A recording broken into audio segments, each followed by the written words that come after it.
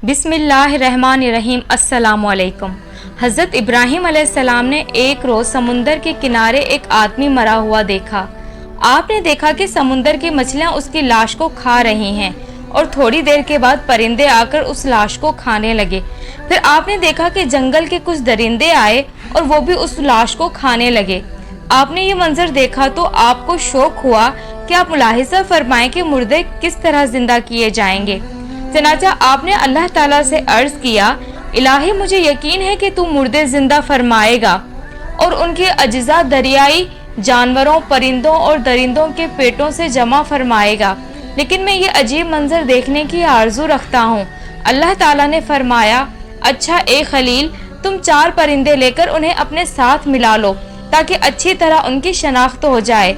फिर उनको ज़िबह करके उनके अज्जा बाहम मिला जुला कर उनका एक एक हिस्सा एक एक पहाड़ पर रख दो और फिर उनको बुलाओ और देखो वो किस तरह जिंदा होकर तुम्हारे पास दौड़े हुए आते हैं।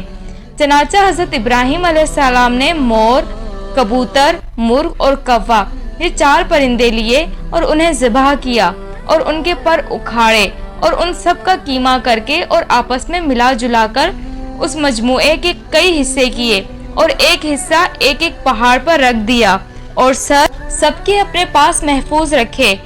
और फिर आपने उनसे फरमाया, चले आओ।